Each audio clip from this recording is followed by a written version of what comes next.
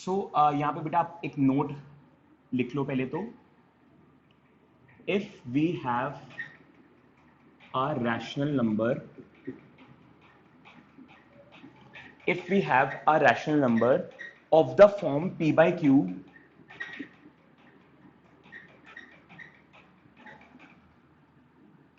of the form p by q and prime factors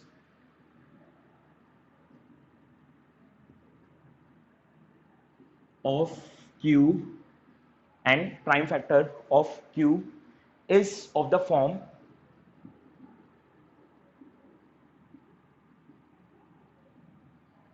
2 की power n, 2 की power m and 5 की power n, where m and n are non-negative numbers, where m and n are non-negative numbers, then p by q is a terminating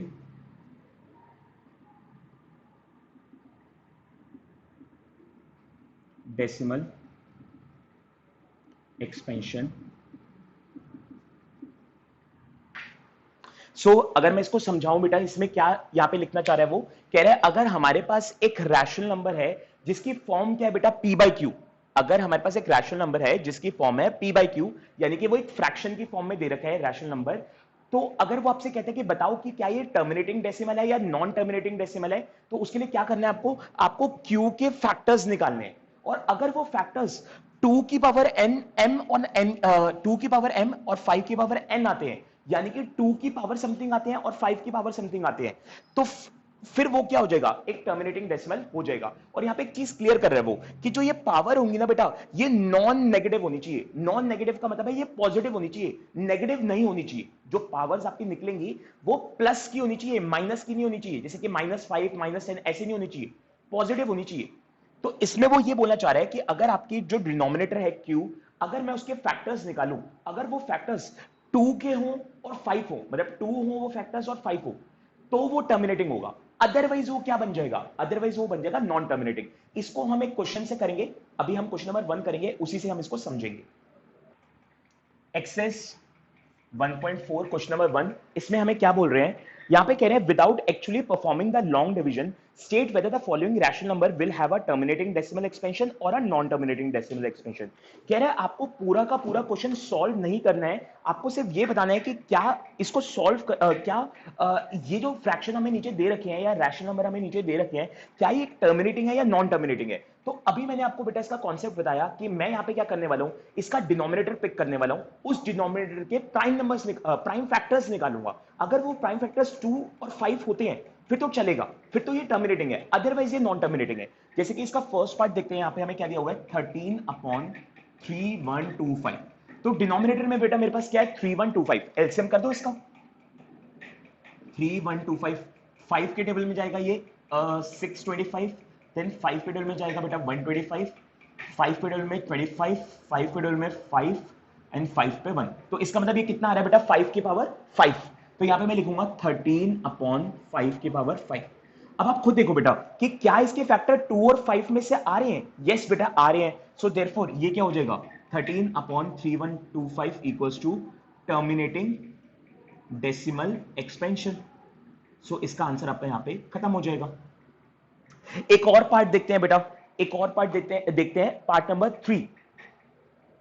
part number 3 में हमें कितना दिया हुआ है 64/455, 64/455। अगर मैं इसका एलसीएम करूं, डिनोमिनेटर देखते हैं, डिनोमिनेटर में मेरे पास है 455। सो इसके फैक्टर्स क्या आते हैं बेटा 5 के टेबल पे जाएगा ये 91 पे, ठीक है। फिर 7 के टेबल में जाएगा बेटा ये 1 और 3 पे, फिर 13 के टेबल में जाएगा 1 पे। अब आप खुद देखो इसके जो फैक्टर्स आ रहे हैं वो आ रहे हैं 5 × 7 × 13। तो ये जो फैक्टर्स आ रहे हैं बेटा ये अदर देन 2 एंड 5 आ रहे हैं, ठीक है। मैंने आपको क्या बोला था, अगर 2 और 5 के अलावा कोई भी आ जाते हैं तो फिर वो नॉन टर्मिनेटिंग हो जाएगा। तो अब क्योंकि यहाँ पे 5 और 5, 7 और 13 आ रहे हैं, 2 के अलावा मतलब 2 और 5 के अलावा यहाँ पे 7 और 13 भी आ रहे हैं, तो इसलिए ये क्या हो जाएगा नॉन टर्मिनेटिंग डेसिमल एक्सपेंशन। इसी तरीके से अगर हम एक और पार्ट देखते हैं, जैसे कि पार्ट नंबर 7 देखो बेटा, पार्ट नंबर 7 अगर हम देखें तो पार्ट नंबर 7 में आपको दिया हुआ है 129 अपॉन 2 की पावर 5, 2 की पावर 2, 5 की पावर 7 और 7 की पावर 5, 2 की पावर 2, 5 की पावर 7 एंड 7 की पावर 5, ये आपको दे रखा बेटा। अब कह रहे कि बताओ कि ये टर्मिनेटिंग है या नॉन टर्मिनेटिंग है। तो अगेन बेटा यहां पे भी वही सेम चीज रहेगी, आपको नीचे वाले का क्या करना पड़ेगा, फैक्टर्स निकालने पड़ेंगे। बट नीचे वाले के फैक्टर्स इस बार आपको निकालने की जरूरत ही नहीं है, उसने खुद ही निकाल के दे रखे हैं, 2 की पावर 2, 5 की पावर 7 और 7 की पावर 5। तो फैक्टर्स आपको निकालने की जरूरत ही नहीं है। तो अगर आप फैक्टर्स यहां पे देखो तो अगेन 2 और 5 तो यहां पे आ रहे हैं, बट 2 और 5 के अलावा भी कुछ आ रहा है। मैंने आपको क्या बोला, अगर इसके अलावा कुछ भी आ गया ना तो फिर ये नॉन टर्मिनेटिंग बन जाएगा। तो 2 और 5 के अलावा 7 आ गया यहाँ पे, तो फिर इसका मतलब ये पूरा का पूरा एक्सप्रेशन क्या है बेटा, नॉन टर्मिनेटिंग डेसिमल। अब रेस्ट पार्ट जो है बेटा वो आपके होमवर्क हो जाएंगे।